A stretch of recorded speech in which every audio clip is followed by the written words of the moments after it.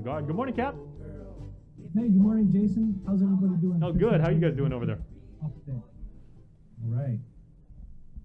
We're doing fine and dandy. Mark Scott, of course, the Guam Guard spokesperson. So I saw a release from Public Health that the vaccination clinics are going to be closed down this Saturday. The one at UOG. Oh, one at UOG.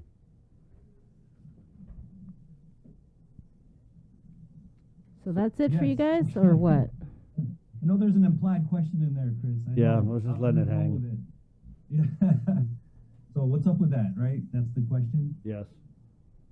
Yeah, well, thanks. Yeah, it's about that time, you guys. We've been in the COVID fight for about 16 months now. And as you know, the Guam National Guard is kind of like the help button. We'll come into play, we'll get activated in times of need, in times of crisis. And then when things seem like they're under control and the agencies of the government of Guam can manage, it's time for us to gracefully bow out and return to our normal operations. So that's what we're seeing. The field house on Saturday was our last day of operational control. We're still there. We're working together with public health still, but it's back under public health control. So they have some plans moving forward. They're going to continue vaccinating. I think they're also going to implement a back-to-school vaccination program too. But it's really their show now, and we're just going to be there to support for the next couple weeks until it's time to close it down. Right, so the announcement was that the UOG Cabo Fieldhouse would close on July 31st, but you were mentioning that in terms of operating and being in control of the UOG vaccination clinic, that was handed over to public health officially this past Saturday. Yeah, that was our last day of operational control, Bree. And like I said, we'll still be there. There's a left seat, right seat period, similar to what we do in the military, where we just won't drop the operations without ensuring that whoever comes in next is able to take it over smoothly. They're familiarized with the operations. A little bit of training. I want to say, even though the folks at public health are more than capable and they need minimal training, right? Just to make sure that there's a smooth transition. We'll be there for a couple days. We're also going to be continuing our strike team operations to be able to reach out into the community for companies or agencies with over 50 people that would like to have a visitation from one of our strike teams. Just get in touch with us. There's a phone number I can give. We're also on social media, or just reach out to us somehow. And we'll still be doing other operations such as the quarantine facility too. Oh yeah, that was my next question. What's the status on the quarantine, the QFAX? Yeah, so thanks, Chris. There's a lesser footprint there now, with the travel restrictions and all of that being lifted if people come in with vaccinations and stuff like that. So there's less people compared to the hundreds and hundreds we had months ago. There's only about 20 to 30 people in that quarantine facility on an average day now. So we're also looking at retrograding or withdrawing from those operations here soon too. The orders for our people run out at the end of the fiscal year. So sometime prior to that, we'll be doing the same thing that we're doing at the field house, which is transitioning it over back to either the government of Guam or the hotel itself. Wow, so we could see a resurgence of the quarantine angels, Bree? I don't know about quarantine angels. So 20 to 30 on average at the QFAC where you guys provide support. Do you guys provide support over at ISOFAC still? Yeah, still there. We have an isolation facility. Just again, Bree, it's just a minimal footprint, some administrative stuff. What's the average? We don't actually go in. Yeah, we don't go in. I think public health is the one that goes in actually and checking people. How many? There for how many people on average stat. would you say are over at the ISOFAC? How many on average are over at the ISOFAC? That's a good one. I have to get back to you on that, Bree. I don't have it with me offhand, but I can just text you later and find out. But we've been seeing over the past couple months of trending down, not just in infections, but in hospitalizations and things like that. So I would say that it's a lot less than we've seen in the past, for sure. What do you think? It's like 1 or 2 or -3?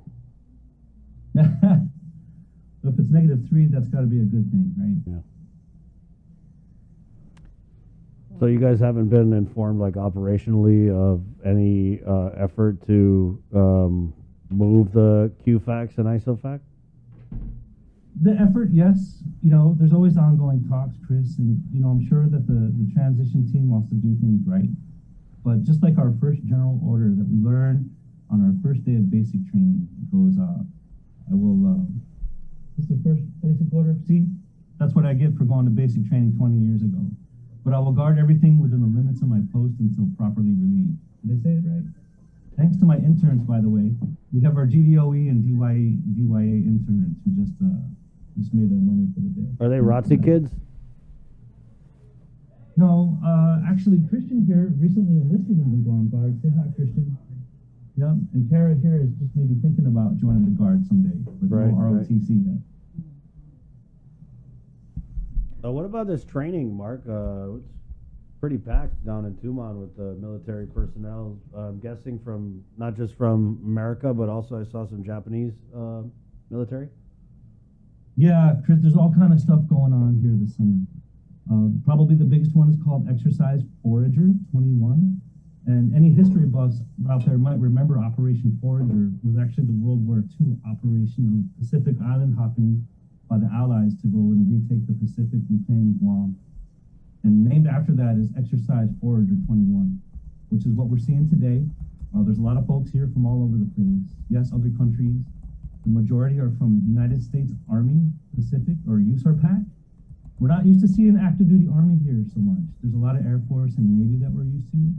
So the Army's here in Operation Exercise Forager, just seeing what it would look like if we had to send a bunch of people here. So yes, we have a lot of our partners here. We're supporting these missions too as the Guam National Guard.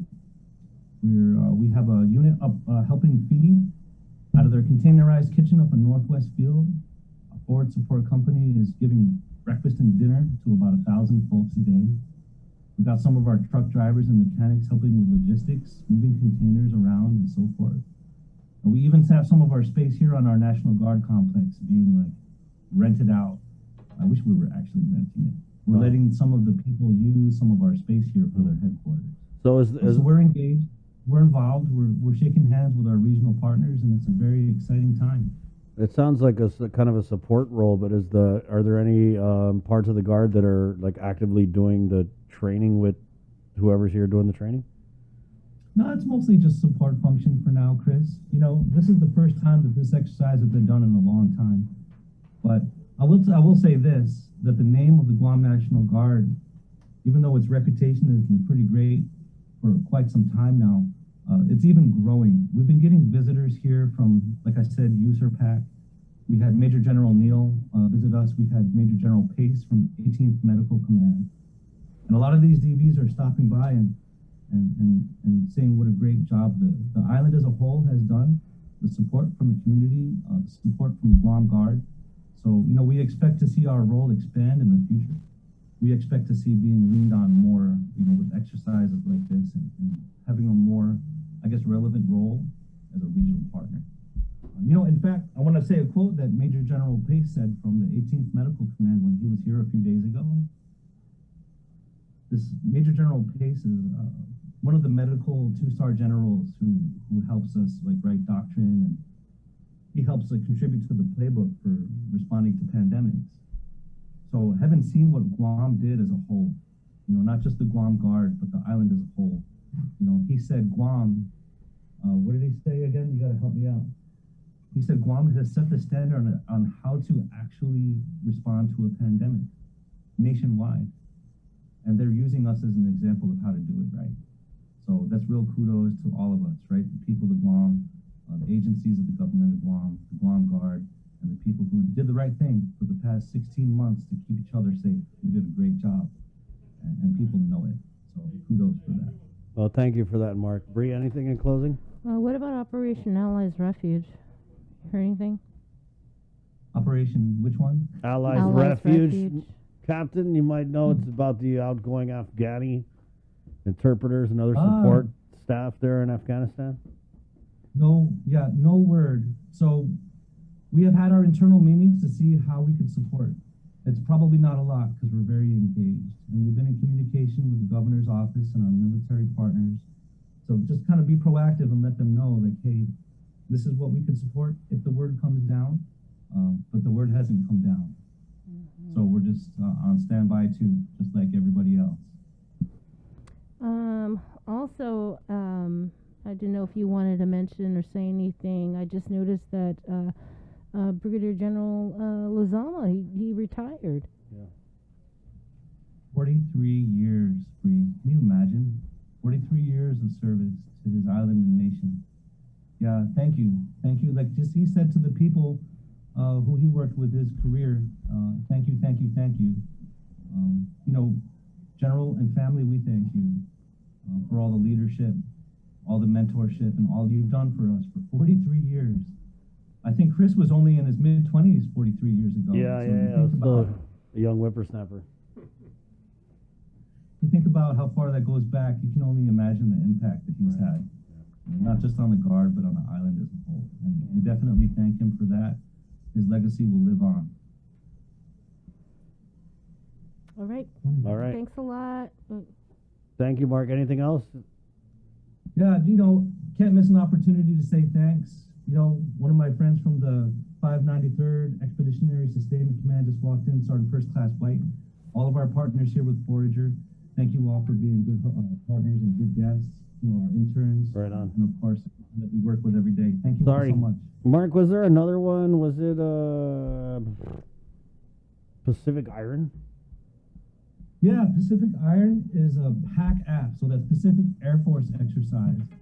Kind of similar to what we just talked about with Forager, which is the Army exercise. Yeah. You know, Guam is really in the spotlight regionally. There's this thing called the Pivot to the Pacific, which includes a pivot to Guam. For the past 20 years, we were interested in places in the Middle East. There's a lot more attention in this region now, too. So it's not just the Army with Forager. The Air Force, too, is interested in learning more about if we have to move people to Guam. What does it look like? What mistakes can we learn from? How do we smooth out the process so that if it ever does happen, we're going to be just that much better at it? And that's all these exercises are for. Got it. Thank you, Captain. Thank you, Mark. Thank you guys, too. Appreciate it.